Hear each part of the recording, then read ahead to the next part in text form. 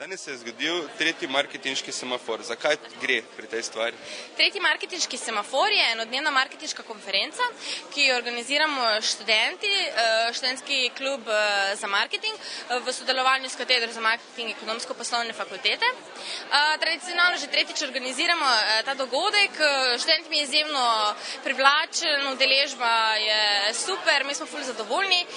Namen tega dogodka je nekako to, da študentom malo približamo prakso, ker na fakulteti dobimo super teoretična znanja, ampak prakse in teh praktičnih izkušenj je zelo malo. In pol je namen tega dogodka, da se nekako študenti spoznajo s prakso, dejansko vidijo te marketinške guruje, te uspešne ljudi, da od njih dejansko slišijo, s čim se ukvarjajo, kaj delajo, kakšni so projekti, kako izgleda marketinško delo, in da potem dobijo občutek, kaj bojo oni tudi v prihodnosti delali.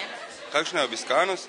Super, prvo leto smo imeli res tudi zelo lepo obiskanost, drugo leto malo manj, ampak to leto je spet super, se mi zdi, da so študenti vedno bolj navdušeni na takšnimi dogodki. Da lahko pričakujemo četrti marketinški semafor? Seveda. V okviru tega tretjega marketinškega semaforja se dogaja tudi eno tekmovanje. Zakaj gre pri tem tekmovanju oziroma kakšno tekmovanje je to? Mi smo zelo ponosni, da letos organiziramo že drugo študentsko marketinško dirko, to je tekmovanje v znanju marketinga. Mislim, da smo precej edinstveni na tem področju v Sloveniji in to pomeni to, da se študenti prijavijo na en realen case, ki ga razpiše vsako leto drugo podjetje, in potem morajo izdelati celovit elaborat. V bistvu nastopajo kot nekakšna navidezna marketinška agencija. Časa imajo 2 meseca, pri tem se srečujejo večkrat z poslovneži, torej z marketinškimi vodji in ljudje iz oddelka marketinga v izbranem podjetju, za katerega delajo, in vsi tekmujejo za isti primer.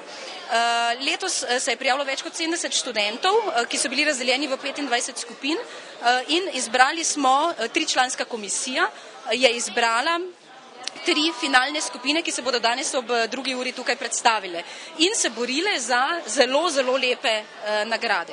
Kaj je nagrada recimo? Nagrada je vinski wellness paket na Ptuju za vse člane zmagovalne ekipe in njihove partnerje.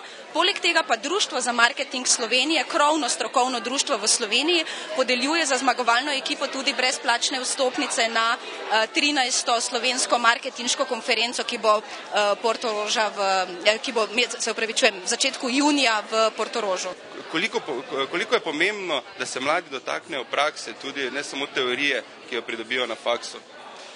Meni se zdi to ključnega pomena, da se praksa vpleta v teorijo, ker ko iz svojih študijskih dni se spomnim predvsem praktičnih primerov, ki so nam bili dani skupaj z teorijo.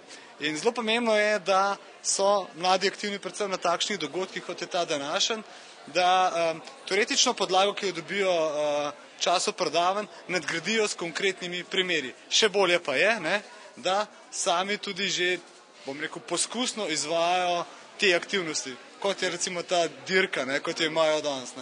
Koliko se pa znajdejo študentje v praksi, mislim? Študentje so sigurno najbolj potencialna skupina v marketingu, ker so neobremenjeni in napredno razmišljajo. Tako da absolutno se znajdejo. Koliko pa po vašem mnenju se odnese teorije za predavanje? Dovolj za potem za kasnejše življenje, za delo? Težko je reči dovolj ali ne dovolj, vedno te življenje pelje v svoje poti in te tudi izuči. Teorija je zgolj neka podlaga, odskočna deska, ki študentom olajša potem konkretne aktivnosti v podjetjih in v življenju.